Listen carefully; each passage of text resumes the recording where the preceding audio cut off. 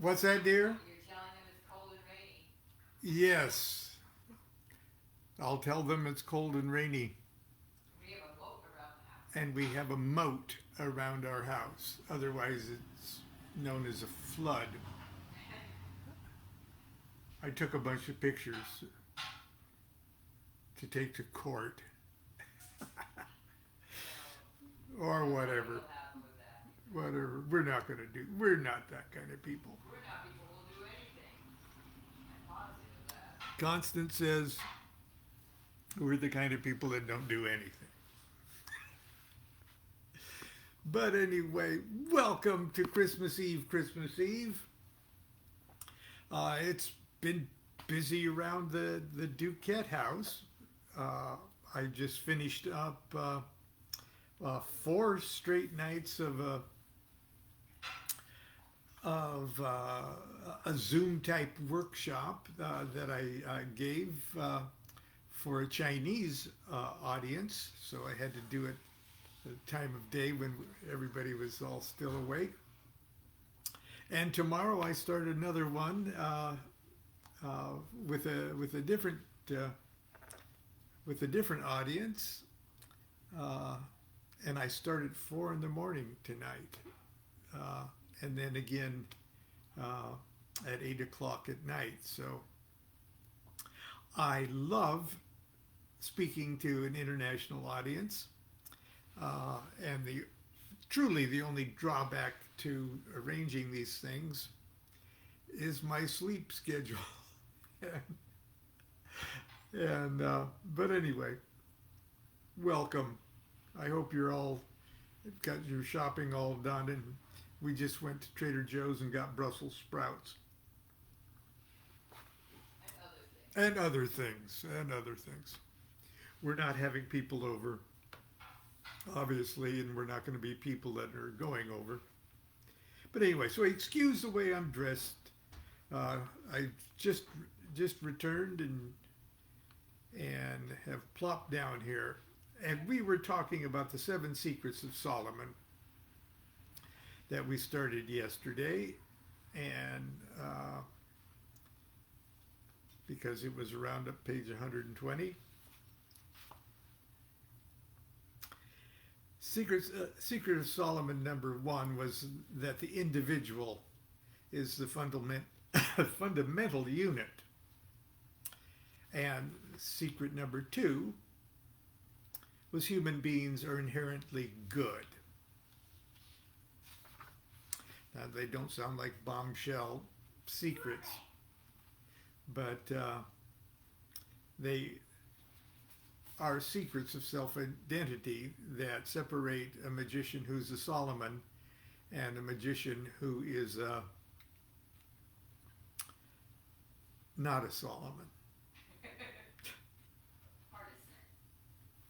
Solomon's secret number 3: human beings evolve and with intent can accelerate the evolutionary process. This has been the foundation for the spiritual practices of the East for millennia. But in the West, it's been successfully suppressed by religious doctrines and cultural interests since the 5th century CE. One would think that at the dawn of the 21st century, such an obvious fact of life should be exempt from secrethood. However, one can glance at the headlines in today's newspapers and we become embarrassingly disabused. The so-called debate between the theories of evolution and creationism, currently doing business under the name intelligent design, is an obvious extension of the argument between those who insist on the empirical, even scientific historicity of the Old Testament, and those who recognize and accept the archaeological and critical scholarly evidence.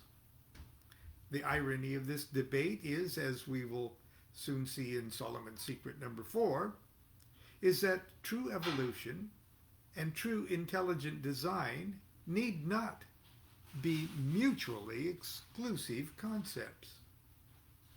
I gotta have some hot coffee here.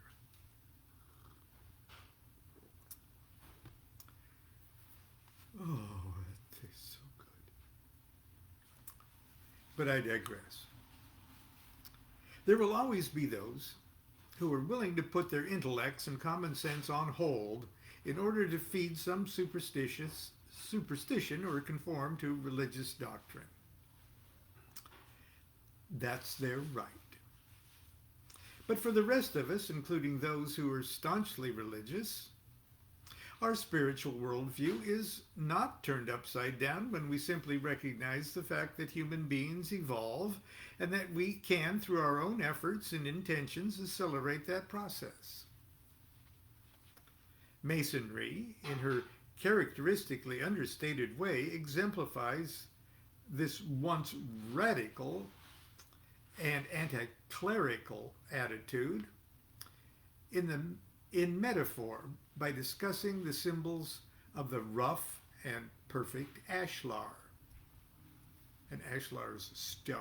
So there's a rough stone and then there's a perfect one that's been chiseled and squared and made into a perfect cube, rectangle. Every lodge is furnished with two stones, one roughly cut but basically cubical, another smoothly cut and perfectly square and cubical. The candidate is formed in the entered apprentice degree. By the rough ashlar, we are reminded of our rude and imperfect state by nature, by which the perfect ashlar of that state of perfection at which we hope to arrive by virtuous education, our own endeavors, and the blessing of God. Solomon's secret number 4. All is consciousness. In the 3rd degree, Master Masons are informed it is the inspiration of that great divinity whom we adore and bears the nearest resemblance of affinity to that supreme intelligence which pervades all nature and which will never, never, never die. Even as I write, advances in human thought are melding quantum physics with ancient mysticism. One word that each of them are using when discussing the ultimate nature of reality is consciousness. In the highly acclaimed film, What the Bleep Do We Know, this some years ago, Maharishi Mahesh Yogi was quoted, quote, "Consciousness is the basis of all life and the field of all possibilities. Its nature is to expand and unfold its full potential. The impulse to evolve is thus inherent in the very nature of life." Unquote. Deepak Chopra cuts right to the chase and informs us in no uncertain terms that good is higher consciousness, evil is lower consciousness. Unquote. Consciousness viewed in its superior totality, conscious viewed in its supreme totality, could certainly be considered the mind of God. Indeed, if proponents of the so-called theory of intelligent design could for a moment unburden themselves of ulterior agendas, they might hasten to embrace the quantum theory by quoting the Nobel Prize-winning father of quantum physics, Max Planck, who shocked everyone in the 1950s by saying, quote, "There is no matter as such. All matter originates and exists only by virtue of a force which brings the particles of an atom to vibration and holds this most minute solar system of the atom together. We must assume behind this force the existence of a conscious an intelligent mind. This mind is the matrix of all matter. Unquote. All things we perceive in the cosmos, including ourselves, are aspects of consciousness within the matrix of matter. But from our limited vantage point, we're only aware of the reality of our immediate neighborhood. We can't see the big consciousness picture. Some of us, however, sense there is more. Like the ancient Hermeticists, we are drawn to speculate about the existence of levels of consciousness both above and below our own. Deepak Chopra's comment that good is higher consciousness, evil is lower consciousness, is profoundly true from a moral point of view. But we can also view this hierarchy of consciousness in the way the ancient Kabbalists and magicians did. Not as abstractions, but as spiritual beings. Excuse me while I have another little sip. This is my cup from the Bodhi Tree bookstore. At one time, the greatest esoteric bookstore in the world.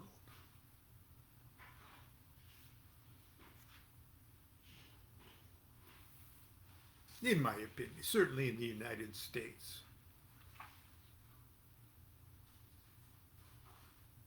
In England, we have the Atlantis bookshop. In London, we got Watkins in London. Okay, I've plugged everybody. I digress. Solomon's secret number 5. Deity, archangels, angels, intelligences, spirits, demons, and you and I are personifications of a hierarchy of consciousness. Deity is obviously at the top of the hierarchy of consciousness, the supreme consciousness, the supreme being. All creation is a play in the mind of God. Next lower in the hierarchy is a descending array of forces, energies, that are more forces and energies that are more specialized envoys of intelligence of the mind of God. We could view them as units or aspects of natural forces and laws. The ancients personified them as spiritual beings, calling them archangels, angels, and intelligences. We don't actually see these forces, these entities, but we're certainly aware of how they affect the world around us. For example, we could personify the law of gravity as a great archangel. We could even give this archangel a name. Gravity AL. Gravity AL is a spiritual being with huge duties and responsibilities in the universe. As an archangel, it embodies all that is gravitational. We see the work of gravity manifest in almost infinite ways, tugging of the tidal moon, the falling of a raindrop, the sagging of a breast, the plummeting of a meteor. These specific expressions of gravity could be viewed as angels. Tug-a-yel, fall-a-yel, sag-a-yel, and plummet-a-yel, working under the authority of the archangel Gravity-a-yel. Now there's 4 great archangels, and there's 4 forces. We've got the gravity, weak force, gravity, strong force, weak force, and the electromagnetism. Each of those could be viewed as an archangel. Okay, but I digress. Gravitael and his angels are responsible for organizing and directing all the work that takes place on the next lower level of consciousness, where the process of creating, sustaining, and destroying the material universe takes place. This is the world most of us consider objective reality. Magicians, however, have a more colorful name: the infernal regions. If you can suffer one more of my metaphoric excursions, let's look at God as the owner, the boss of a cosmic company. Archangels, angels, and intelligences are middle management. The workers themselves are spirits and demons that dwell on the factory floor, the lowest level of consciousness. These workers do all the heavy lifting in the universe, and they're a pretty damn rough bunch. After all, they're not only the cosmic construction crew, they're the wrecking crew as well. They're women. What was that, dear? They're women. She says they're women.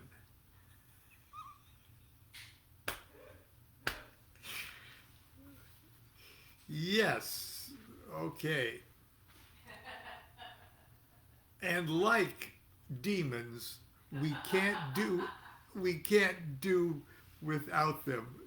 We won't exist without them. But we both digress. This far down the scale of consciousness, the purity of the upper levels has become fragmented and disorganized. If this area is not consciously directed by middle management, these broken pieces of the mind of God will, like brutish and restless mob of unemployed and unsupervised zombie workmen, discharge their awesome energy in chaotic and destructive ways. On the other hand, once controlled by a higher intelligence, they become united in service to the company. If they continue to behave themselves, they eventually are promoted to middle management themselves. The characters in the Masonic story of Solomon personifies this spectrum of consciousness. At the top, the great architect of the universe. Solomon and his fellow Grand Masters, King Hiram of Tyre and Hiram Abiff, they're in the middle. And at the bottom, the workmen of the temple. The masters or overseers of the work, fellow crafts or hewers on the mountains and in the quarries, and entered apprentices or bearers of burden.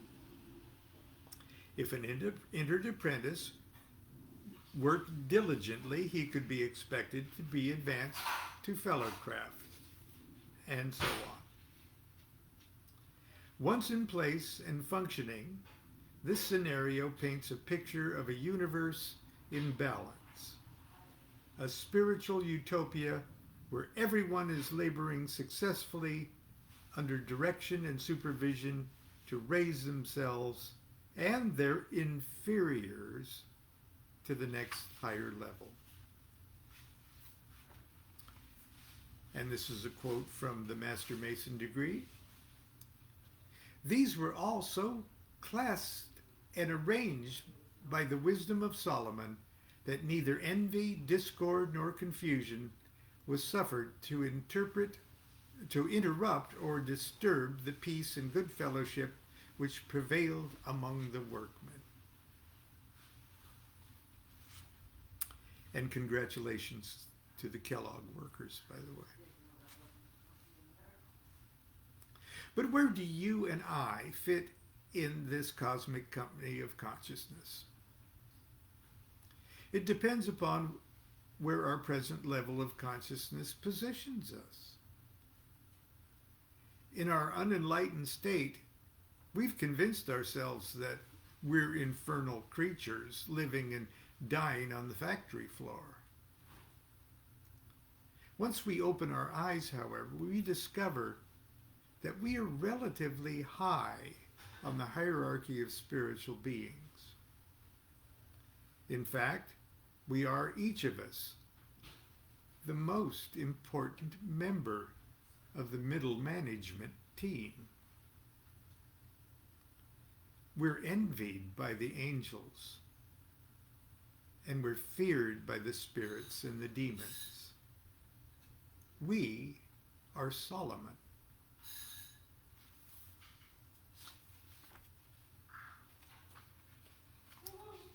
Solomon's secret number 6.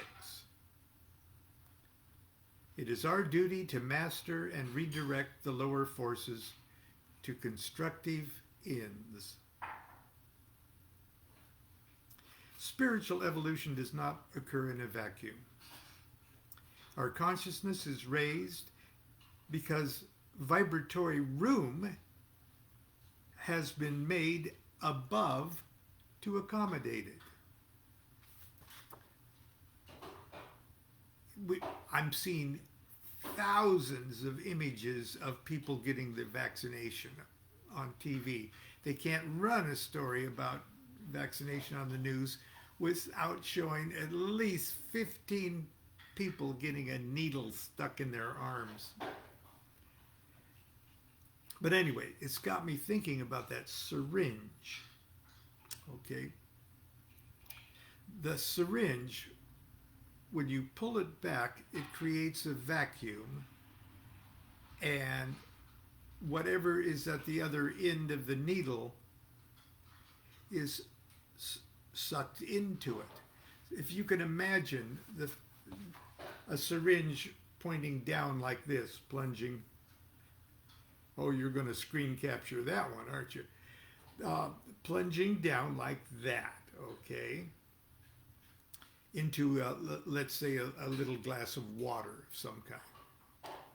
And then as the plunger is pulled up, as the consciousness is raised, as you become higher and higher in vibratory consciousness, your vacuum takes the lower infernal workmen, if you will, and rises them up into the syringe itself. In other words, as you grow higher in consciousness, you need to bring everything below you up with you. Otherwise, if you ignore them, if you don't allow yourself to raise the infernal spirits as you are raised, this vacuum becomes stronger and stronger and stronger. And the first time you weaken a little up here, they slam you down.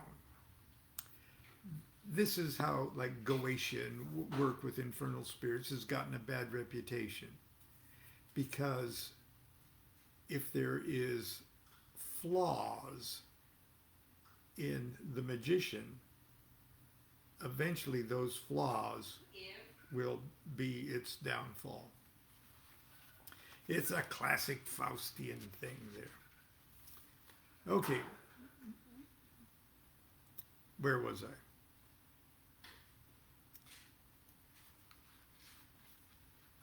The secret that it's our duty to master and redirect the lower forces to constructive ends.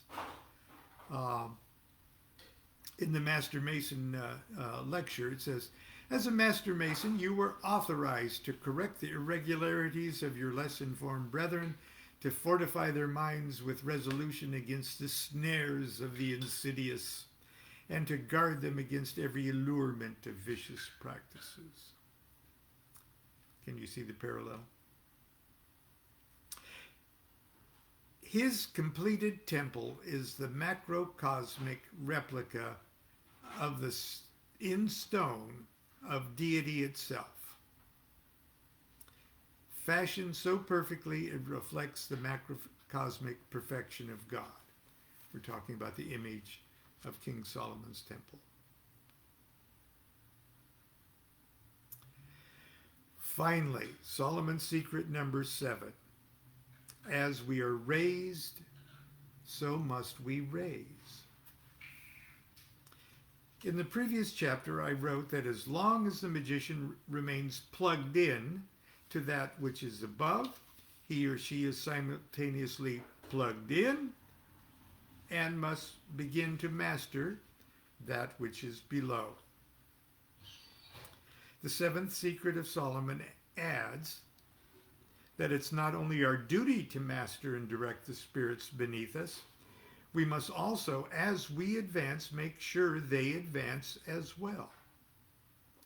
It does us no good to raise our own status if we're unwilling to raise the status of those beneath us.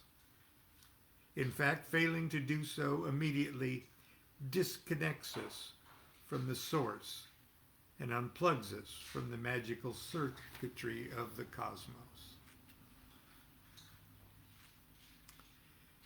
The great 19th century magician Eliphas Levi wrote a marvelous little poem called The Magician that perfectly illustrates this greatest of Solomon's secrets.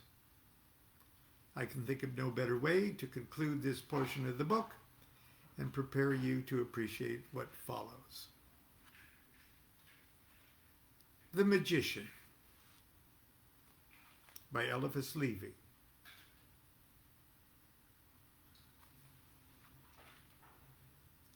O Lord, deliver me from hell's great fear and gloom. Loose thou my spirit from the larvae of the tomb.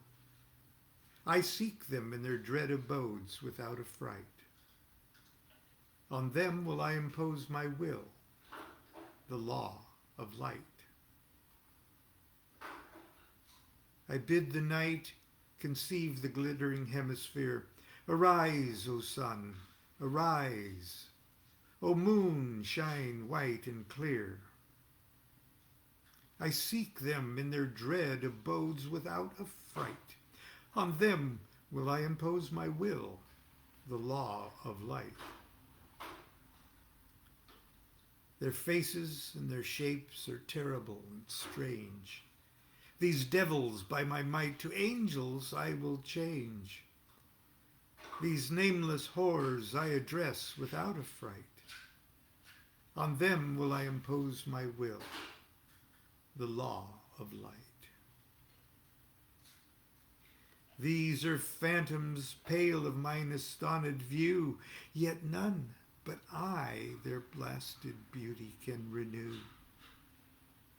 For to the abyss of hell I plunge without affright. On them will I impose my will, the law of light.